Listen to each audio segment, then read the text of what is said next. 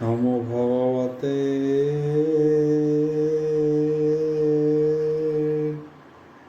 বাসুদেবায়।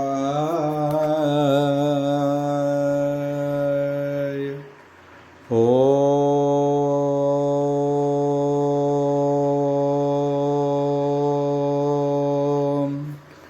নমো ভগবতে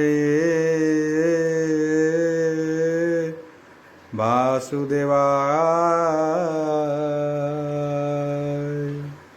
ওম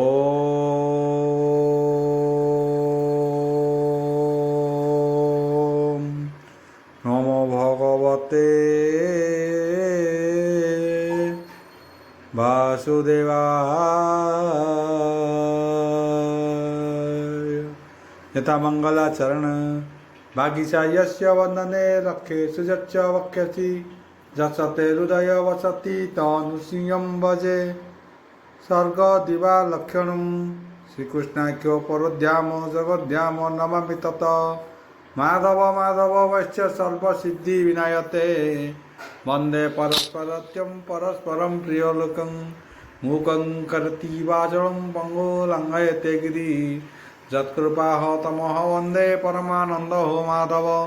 जो ब्राह्मण रुद्रेण स्तुतन्ति दैवस्तव देवसंग पद पश्यन्ति जो समज्ञा ध्यान वसते गद गदे मनसा पश्यन्ति जो योगिना जसन्ते न बुद्धि सुर सुरगण देवयोस्तुते नमः नारायणं नमस्कृत्यं नरश्चैव नरोत्तमं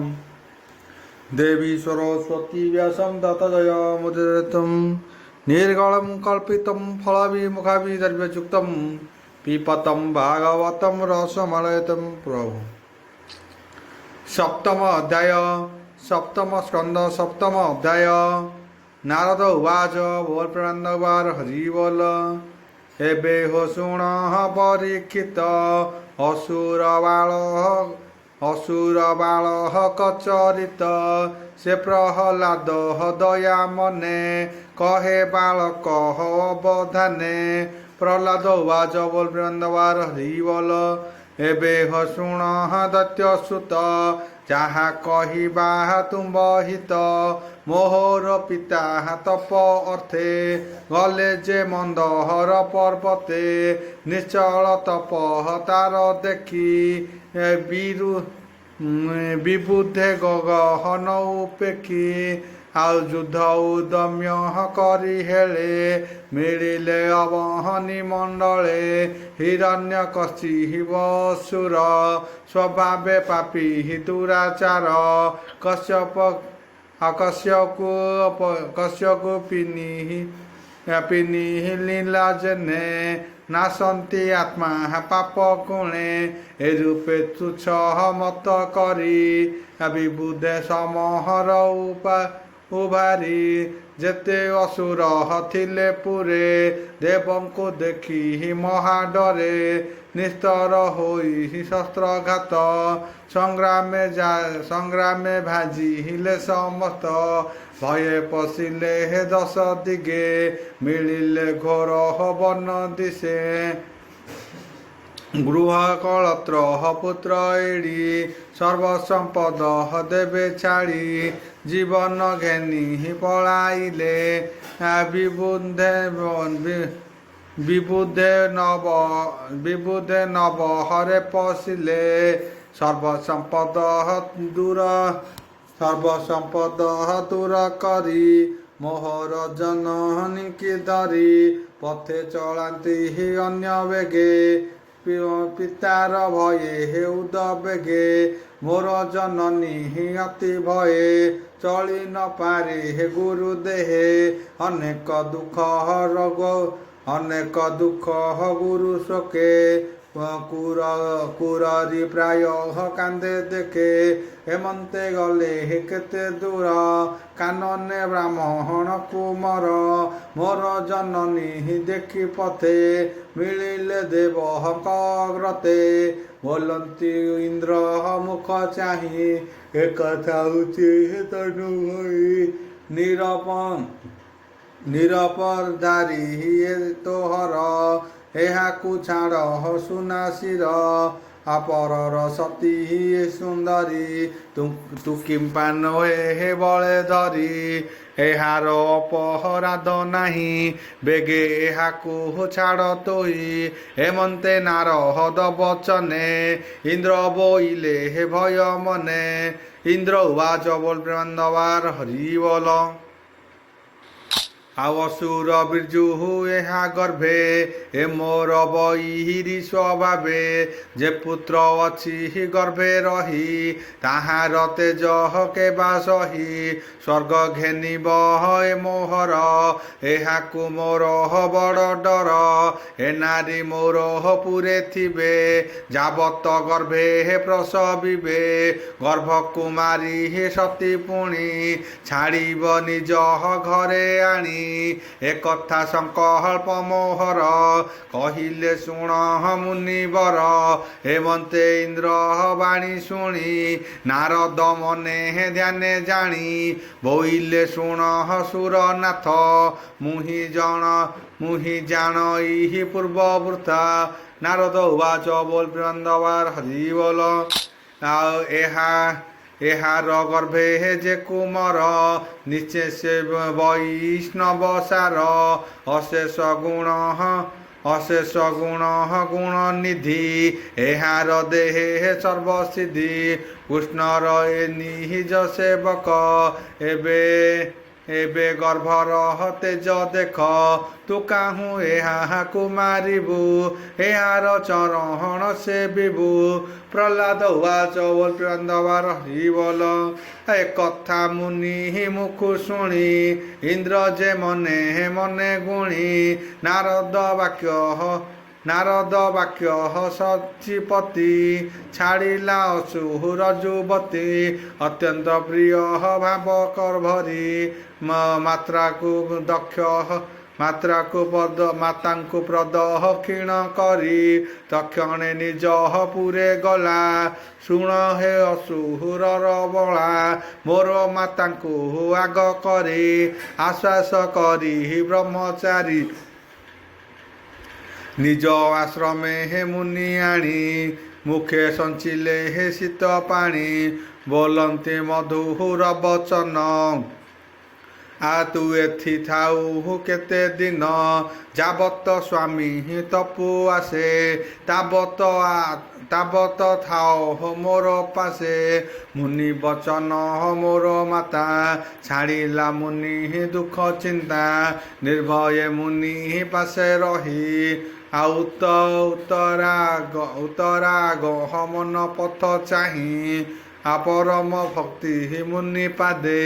ମୋର ଜନନୀ ଅପ୍ରମାଦେ ସେବା କରଇ ନିରନ୍ତରେ ମୁନି ପ୍ରସନ୍ନ ଅନୁସାରେ ମୁନି ଚରଣ ପରାଶରେ ପ୍ରସବ ହେବ ଅପ୍ରମାଦେ ହେମନ୍ତେ ମନେ କରି ଚିନ୍ତା ସୁଖେ ରହିଲା ମୋର ମାତା ଗୃହେ ନାରଦ ବ୍ରହ୍ମଚାରୀ ମୋର ମାତାଙ୍କୁ ଦୟା କରି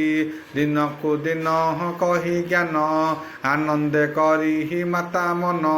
ନିର୍ମଳ ଧର୍ମ ତତ୍ଵ ଯେତେ କହନ୍ତି ମାତାଙ୍କ ଗ୍ରତେ କୃଷ୍ଣର ଅଶେଷ ସମ୍ପଦ କୁହନ୍ତି ମନୋହର ଆନନ୍ଦେ ଯେତେ କହିଲେ ମହାମୁନି ମୁଁ ତାହା ଗର୍ବେ ଥାଇ ଶୁଣି ଜନନୀ ସ୍ୱଭାବେ ଅବଳା କାଳେ ସେ ଜ୍ଞାନ ପାସରିଲା ନାରଦ ଅନୁଗ୍ରହ ମତେ ଜ୍ଞାନେ ରହିଲା ମୋର ଚିତେ ମୋର ବଚନେ ସଦା କର ଏ ଜ୍ଞାନ ହୋଇବ ତୁମ୍ଭର ନିର୍ମଳ ଜ୍ଞାନ ପ୍ରସରିବ ଅବିଦ୍ୟା ବନ୍ଧ ନାଶ ଯିବ ନିର୍ମଳ ଜ୍ଞାନ ହେଲେ ଜାତ ବିନାଶ ହୋଇ ଦୂରିତ ସ୍ୱଭାବେ ମନୁଷ୍ୟ ଶରୀରେ জন্ম ইয়ে ষোড় বিষ্কারে আত্মারে নুহ স্বভাব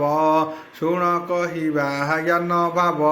বৃক্ষর ফଳ ଯେହ୍ନେ କାଳେ ଚାପି ପଡ଼ଇ ମହି ତଳେ ଆଉ ଷଡ଼ ବିକାରେ ହେ ନାଶ ଯାଇ ଶରୀର ସ୍ୱଭାବଟି ଏହି ଶୁର୍ଭ ଶରୀର ଜନ୍ମ ହୋଇ କାଳର ସ୍ୱରୂପେ ବଢ଼ଇ ପୌଣ୍ଡ୍ରକ କିଶୋର ତରୁଣୀ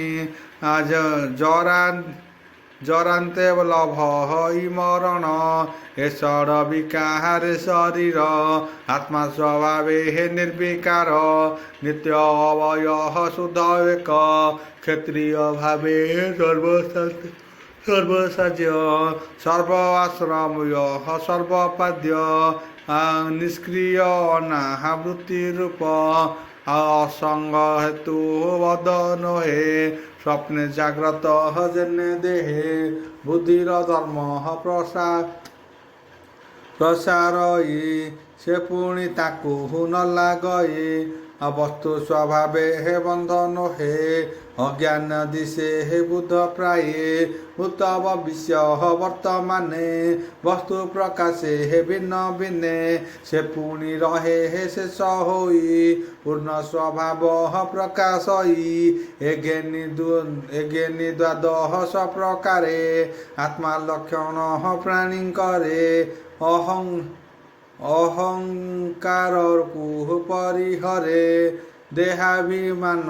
ଦୂର କରେ ଆତ୍ମା ଯୋଗରେ ହେ କରେ ଧ୍ୟାନ ଏ ଦେହେ ଲଭେ ହେ ବ୍ରହ୍ମ ଜ୍ଞାନ ମୋହି ମୋହର ବୋଲେ ଯେତେ ମିଥ୍ୟା ସ୍ୱଭାବ ହଏ ଜଗତେ ଦେହାଦି ଉପାଧି ବିଶେଷେ ମୋହରୁ ଜାତ ତେଜ ଅଂଶେ ମୂଢ଼ ସ୍ୱଭାବ ବେଗେ ଜାତ ମୁକୁନ୍ଦ ପଦ୍ମ ପାଦେ ଭଜ ସୁବର୍ଣ୍ଣକାର ଯେହ୍ନେ ଜଳେ ପାଷାଣୁ ସୁବର୍ଣ୍ଣ ଧୋଇଲେ ଘେନଇ ଅତି ଯତ୍ନ କରି ସେହି ସ୍ୱଭାବେ ହେ ବ୍ରହ୍ମଚାରୀ କ୍ଷେତ୍ରଜ୍ଞ କ୍ଷେତ୍ର ହୃଦରେ ଆତ୍ମାକୁ ଲଭେ ହେ ଅଭ୍ୟନ୍ତରେ ଅଷ୍ଟ ପ୍ରକୃତି ତିନି ଗୁଣେ ଷୋଡ଼ଶ ବିକାର ଲକ୍ଷଣେ ଏତେ ପ୍ରକାରେ ହେ ଭିନ୍ନ ଆତ୍ମା ଏ ଭାବେ ବିଚାରେ ମହାତ୍ମା ଏତେ ପ୍ରକାରେ ହେ ଦେହ ଜାତ ସ୍ଥାବର ଜଙ୍ଗ ହମେ ବିଦିତ ଏ ଭାବେ ଯେ ଜହନ ବିଚାରେ ମାୟା ସମୂହ ପରିହରେ ଯିବେ ଅଜ୍ଞାନ ବ୍ୟତରେକେ ଜ୍ଞାନ ସଞ୍ଚରି ଏକ ଏକେ ସୃଷ୍ଟି ସ୍ଥିତ ଯେ ହେ ପ୍ରଳୟର କାରଣ ବୁଝୁ ହେତୁ କର ଆଉ ସୁତୃପ୍ତ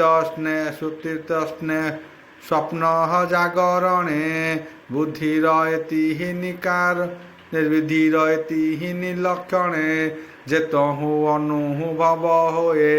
ଅଧ୍ୟକ୍ଷ ପୁରୁଷର ଦେହେ ଆତ୍ମା ଏ ନୀତି ଗୁଣ ଦେହେ ପବନେ ଗନ୍ଧ ପ୍ରାୟ ରହେ ଏ ତିନି ଗୁଣ ନିବନ୍ଧନେ ସଂସାର ମାୟା ଅନୁମାନେ ଅଜ୍ଞାନ ମୂଳ ହଏ ଅନର୍ଥ ସ୍ୱପ୍ନ ଯେ ସନେ ହେ ନିଦ୍ରାଗତ ଆତ୍ମାର ସ୍ୱପ୍ନ ହଏ ଜଗତ ଯେଣୁ ଏ ତ୍ରିଗୁଣ ନିବିତ୍ର ତ୍ରିଗୁଣ ଆତ୍ମା କର୍ମ ଜୀବ ଅଙ୍କୁରି ସମସ୍ତ ପୂଜେ ଏ ଜୀବ ଅନହଳ ସଂଯୋଗେ ଦହଇ କରେ ହେ ଯୋଗ ମାର୍ଗେ ଅନ୍ୟର୍ଥା ସହସ୍ର ଉପାয়ে কে সাধি পারিব এ দেহে যে ভাবে কৃষ্ণ হয়ে রত ভক্তি লক্ষণে হে তার চিন্ত ভক্তি লক্ষণে হে গুরু সেবে কৃষ্ণে সমর্পি সর্বলাভ সঙ্গ করিব সাধু জন এণে ঈশ্বর আরাধন সে কৃষ্ণ কথা হার শ্রবণ শ্রদ্ধা করি ଶ୍ରଦ୍ଧା କରିବ ଅନୁକ୍ଷଣ କୃଷ୍ଣରେ ଯେତେ ହେ ନାମ ଗୁଣ କରିବ ସର୍ବହଣ କୀର୍ତ୍ତନ ପଦାରବିନ୍ଦ ଧ୍ୟାନ ବଳେ ବଞ୍ଚିବ ବୈଷ୍ଣବ ମେଳେ ବିଷ୍ଣୁ ଭକତ ଅଙ୍ଗ ପାଦେ ସେବି ଭାବେ ବିହଳେ ହେ ବିଷ୍ଣୁ ଭାବି ସକଳ ଭୂତେ ହେ ଭଗବାନ ଅଛନ୍ତି ବୋଲି ଜାଣି ପୁଣ ମନ ନିର୍ମଳେ ହେ ପ୍ରାଣୀ ସେବେ ଭାବକୁ ସଙ୍ଗେ ହେ କରେ ଭାବେ ଏ ଭକ୍ତି ଯୋଗ ବଳେ ପ୍ରାଣୀ ଐରି ଷଡ଼ହ ବର୍ଷ ଜାଣି କୃଷ୍ଣ ବିଷୟେ ହେ ଲଭେ ରତି ଏ ଭାବେ ସଂସାରୁ ତରନ୍ତି ଏବେ ଅସୁର ପୁତ୍ର ଶୁଣ ଯେଣେ ଜୀବର ପରିତ୍ରାଣ କୃଷ୍ଣର ଯେତେ ହେ ପ୍ରିୟ କର୍ମ ଯେବା ଅଧିକ ଗୁଣ ଗ୍ରାମ ଲୀଳା ଶରୀରେ ହେ ଯେତେ କଲା ଅନନ୍ତ ବୀର୍ଯ୍ୟ ଗୁଣ ଖେଳା ସେ କଥା ଶୁଣି କର୍ଣ୍ଣ ଦ୍ୱାରେ ପୁଲକ ଯାହାର ଶରୀରେ ଆନନ୍ଦେ ଅଶ୍ରୁ ଜଳ ବହେ କଣ୍ଠ ଗଦଗଦେ ହେ ବାଣୀ ବହେ ବାଣୀ କହେ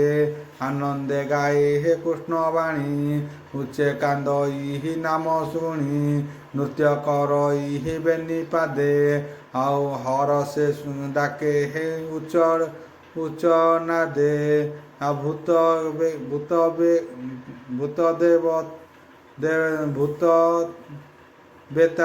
ବେତାଳେ ହେ ଗ୍ରହ ଗଣେ ଲାଗିଲେ ଭୋଳ ହୁଅନ୍ତି ଯେନେ ଆଉ ଉନ୍ମତ୍ତ ହୋଇ ଭାବ ବୋଳେ ହୁଙ୍କାର ନାଦେ ହେ କୃଷ୍ଣ ବୋଳେ ଜନଙ୍କୁ କୃଷ୍ଣ ପ୍ରାୟ ମଣେ ନମଇ ତାହାର ଚରଣେ ତୁଣ୍ଡେ ବୋଲଇ ରାମ ହରି ହେ ଜଗନ୍ନାଥ ଦଇତାରି ହେ ନାରାୟଣ ଯଦୁପତି ଭବସାଗରୁ କର ଗତି ହୃଦେ ଗୋବିନ୍ଦ ନାମ ଚିନ୍ତି ନିର୍ଲଜ ପ୍ରାୟ ବହେ ମତି ଏମନ୍ତ ଭାବେ ହେ ଯେତେବେଳେ ଭଜଇ କୃଷ୍ଣ ପାଦ ମୂଳେ ଅଶେଷ କର୍ମ ବନ୍ଧ ପାଶେ ତକ୍ଷଣେ ହୋଏ ହେ ସେ ହୁନାସେ କୃଷ୍ଣ ଚରଣେ ହେ ଭାବ କରେ ଅଶେଷ ବନ୍ଧ ହନୁ ନିସ୍ତରେ କୃଷ୍ଣ ଭାବନେ ହେ ହୋଏ ସୁଧି ଚେତନା ଅହଙ୍କାର ବୁଦ୍ଧି ହେମନ୍ତ ବାକ୍ୟ ଅଭ୍ୟନ୍ତରେ ନିର୍ମଳ ପ୍ରକାଶ ଶରୀରେ କର୍ମ ବାସନା ଜୀବ ଜଳେ କର୍ମ ବାସନା ଜୀବ ବଳେ ଜୀବ ସଞ୍ଚରେ ହେ ଶୟଳେ କୃଷ୍ଣ ଭକତି ଯୋଗ ବଳେ ପ୍ରକାଶ ପ୍ରଳୟ ନଳେ ସେ ଅଗ୍ନି ତେଜ କର୍ମ ଜୀବ ତକ୍ଷଣେ ହୁଅ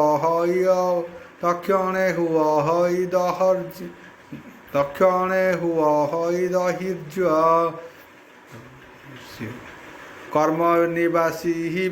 কর্ম নিবাসে হে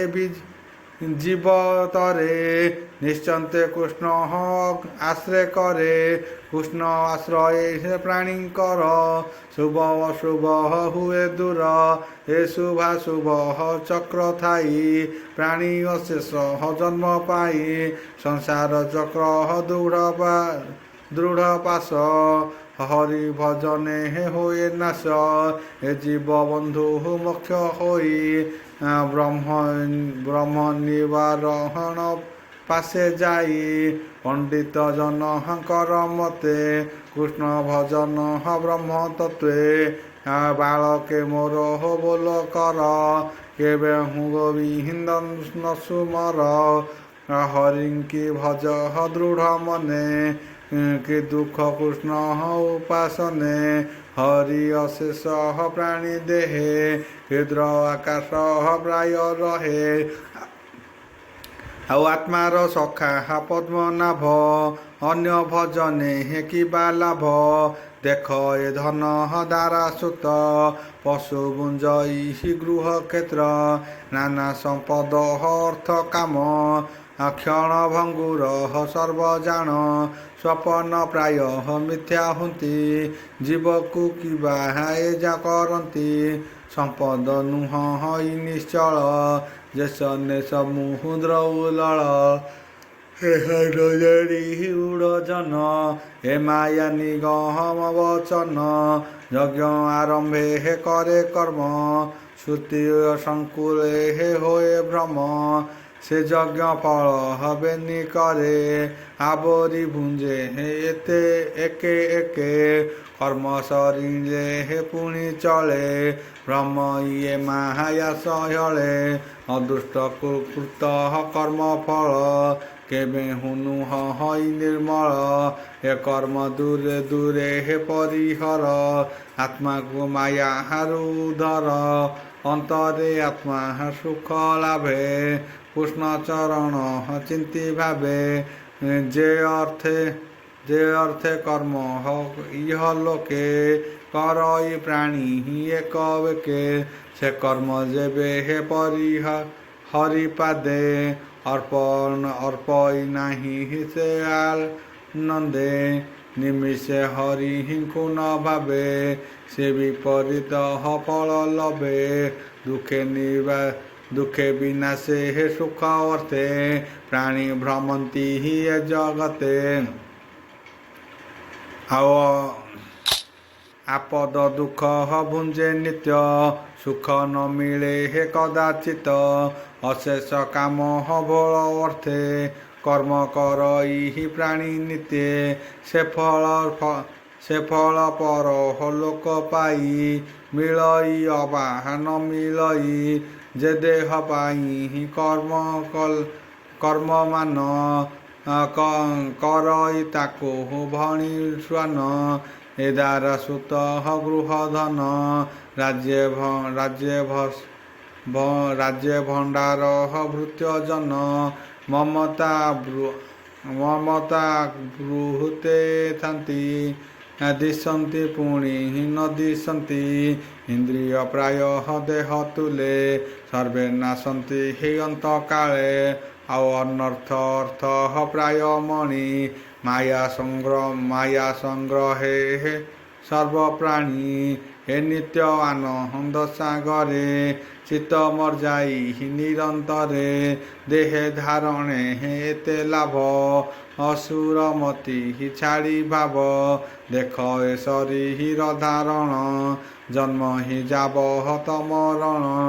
ଏ ମଧ୍ୟ ଅଶେଷ ଉପାଏ, ଜୀବର କ୍ଲେଶ ମାତ୍ର ହୋଏ। କର୍ମ ସଂଯୋଗେ ହେ ଦେହ ବହି, ନିରତେ କର୍ମ ହିଁ ସଞ୍ଚରଇ। ଜନ୍ମ ମରଣ କର୍ମ ଫଳ, ଭୁଞ୍ଜଇ ବିବେକ ବଳ। ଏ ଘେନି ଧର୍ମ ଅର୍ଥ କାମେ, ଏ ତିନି ଜୀବହର ଯେ ଭ୍ରମେ। ଏଣୁ ଭ୍ରମଇ ନିରନ୍ତରେ, କ୍ଷଣେ ନ ରହେ ସୁଖ ଘରେ। ଏଣୁ ସଂଶୟ ଦୂର କରି, ଅନ୍ତରେ ଭଜ ନର ହରି। ଆତ୍ମାର ପ୍ରିୟ ଯେଈଶ୍ୱର, ଚିତ୍ତ ନିର୍ମଳ ଆଶ୍ରୟ କର। ଏ ସୂକ୍ଷ୍ମ ଭୂତ ମହାଭୂତେ, ଜନ୍ମ କରାଇ ସ୍ୱୟଂଭୂତେ। ସଂଯୋଗେ ଶରୀର ପ୍ରକାଶେ, କର୍ମ ସରିଲେ ପ୍ରାଣୀ ନଶେ। ଦେବ ଅସୁର ନର ଯେବେ, ଯକ୍ଷ ଗନ୍ଧର୍ବ ଭକ୍ତି ଭାବେ। ବିପ୍ର ଦେବତା ଋଷି ହୋଇ, ଯେବେ କୃଷ୍ଣଙ୍କୁ ନ ଭଜଇ। ଅନେକ ବିଦ୍ୟା ବାଦ୍ୟ କରେ, ସୁବୁଦ୍ଧି କର୍ମେ ଦିନ ହରେ। ଅନେକ ଦାନ ତପସାଦି, ଅଷ୍ଟାଙ୍ଗ ଯୋଗ କର୍ମ ବିଧି। ଯଜ୍ଞ ଶୌଚ ବ୍ରତ ଯେତେ, ନାନା ଉପାୟ ଏ ଜଗତେ। ଅଜ୍ଞାନ ବିଡ଼ମ୍ବନ ଏହି, ଏଣେ ଗୋବିନ୍ଦଙ୍କୁ ନ ପାଇ। ଯେବେ ଜନ୍ମଇ ଅନ୍ତର୍ଗତେ, ନିର୍ମଳ ଭକ୍ତି ଅବିରତେ। ତେବେ ଲଭଇ ଭଗବାନ, ଅନ୍ୟର୍ଥ ସର୍ବ ବିଡ଼ମ୍ବନ। ଏଣୁ ଗୋବିନ୍ଦ ପାଦେ ଭଜ, ଅସୁର ବୁଦ୍ଧି ଦୂରେ ତେଜ। ସେ ଆତ୍ମାକୁ ସର୍ବ हे आत्मा सर्वबुद्धि विवेक आत्मा समाने हे सर्व देख सकल घटे हे विजय हरि सूक्ष्म स्वरूपे हे छन्ति पुरी हे भावे जाने हे शयले अनेक प्राणी निस्तरिले असुर जक्ष रक्ष गण स्त्री गोपाल शूद्र जन मृग पतंग पापी जने सर्वे तरिले हे कृष्ण भावे हे जीवलोक हरे दुर्लभ एकांत चित्ते हे हरि भाव ज्ञान लोचने हे सर्व देख आत्मा को आत्मा भावे रख उत्तम कर्म हर लक्षण देख ए दैत्य सुरे सुते पुण अवसुर पुत्र हंकर आगे से प्रहलाद अनुजागे जेते कहिले हे हरिबाणी सुजने तर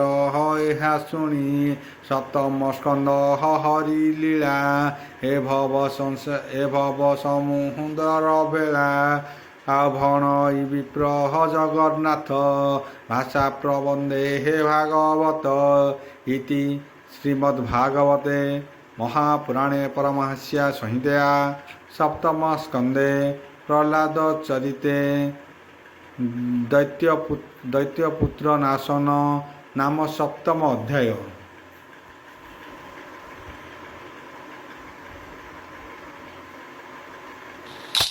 अष्टम अध्याय सप्तम स्कंद अष्टम अध्याय नारद उवाच बोल ब्रह्मांडवार हरि बोल हेमंते प्रहलाद वाणी बालके सावधाने शुणी बालंती पुणी मने मने निंदन्ति गुरुଙ୍କୁ वचने एणे आरंभ कार्य नाही हेमंते भावी सर्व जाई गुरुଙ୍କ आगे हे जणाइले